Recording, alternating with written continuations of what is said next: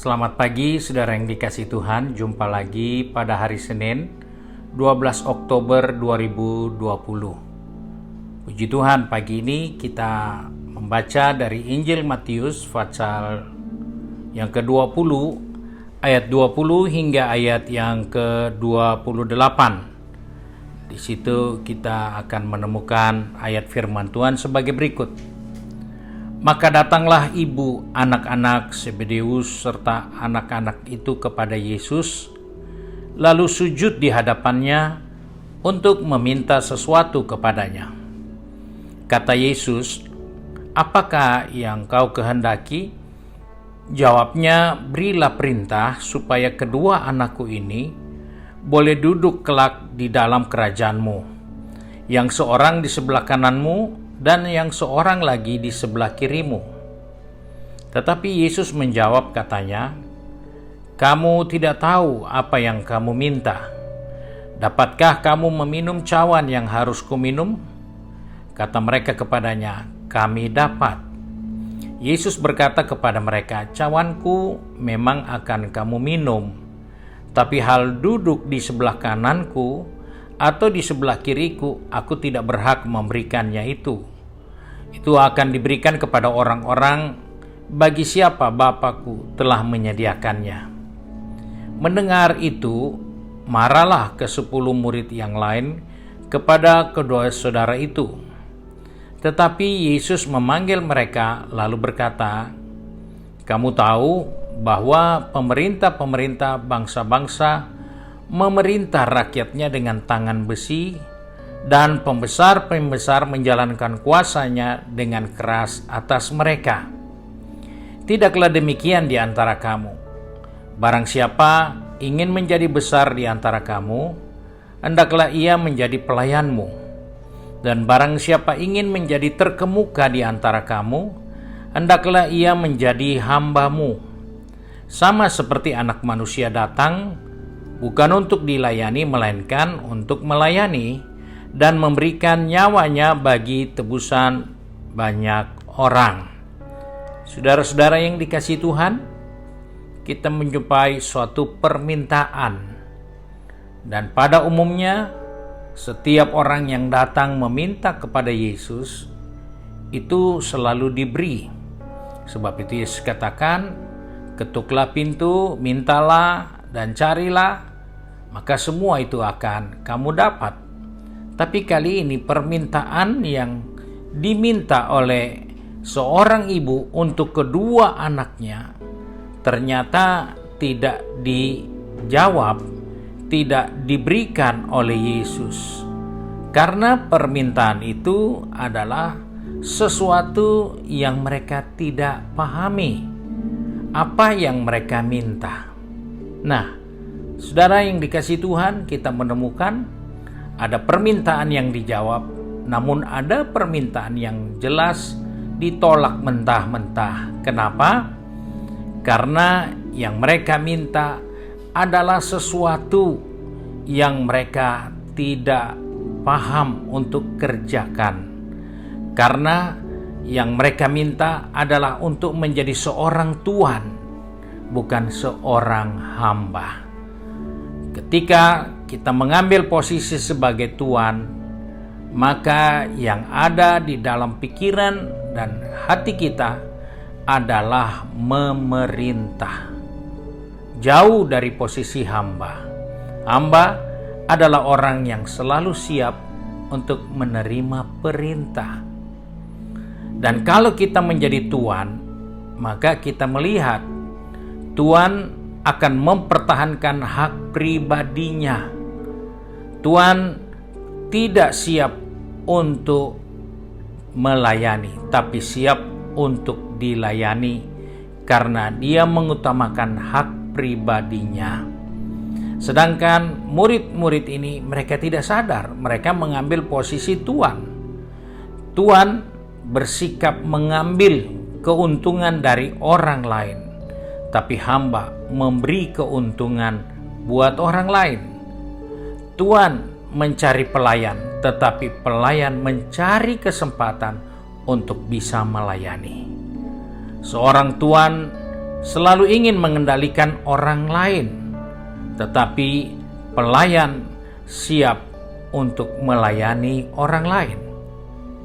Kita menemukan banyak hal yang bertentangan dari apa yang menjadi kehendak Tuhan bagi orang-orang percaya.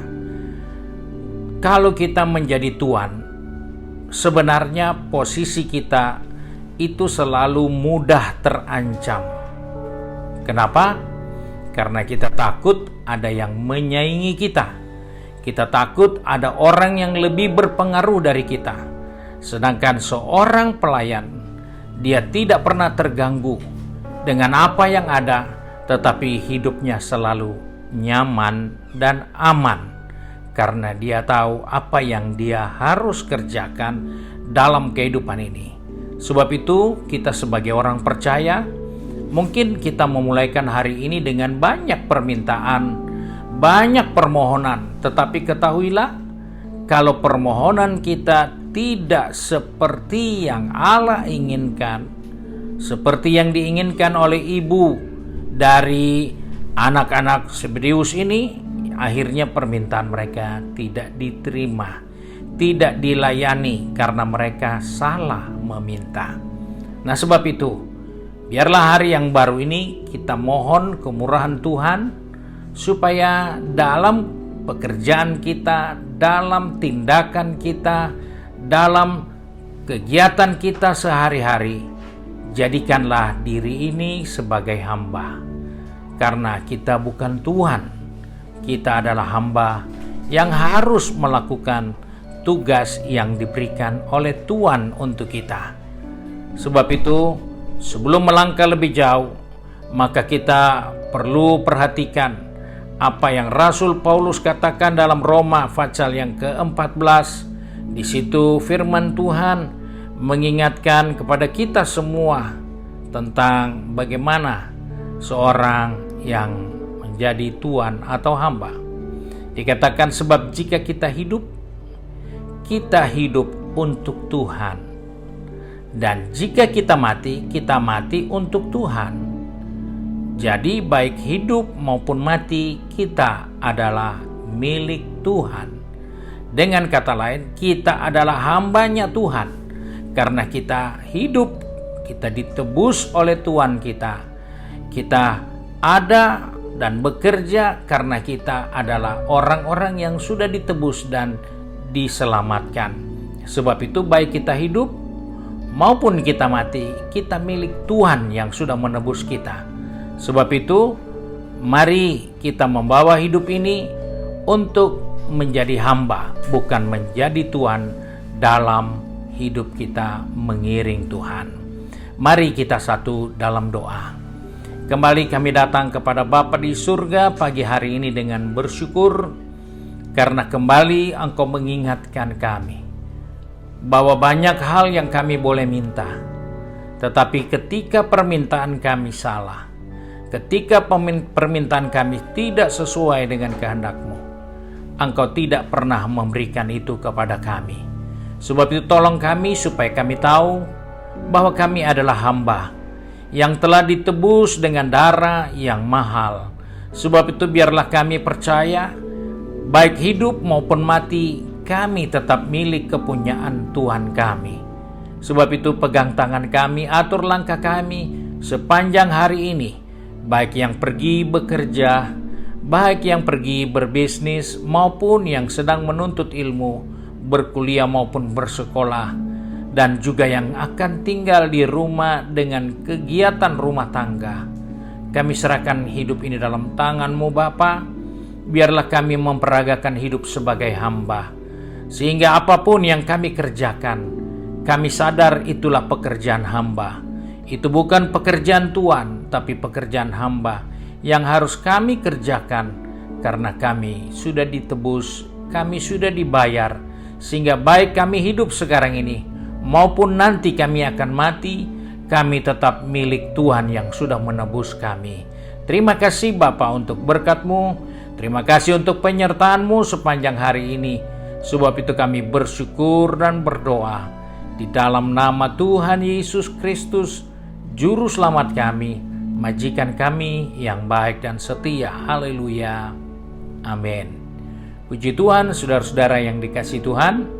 Hari ini kita akan berdoa buat bangsa dan negara kita, baik juga untuk pekerjaan Tuhan di berbagai-bagai tempat dan juga bagi anak-anak Tuhan yang hari-hari ini dalam pergumulan, dalam situasi yang tidak nyaman. Kiranya Tuhan menolong kita.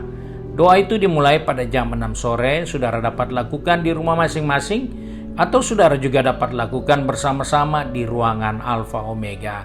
Tuhan Yesus memberkati.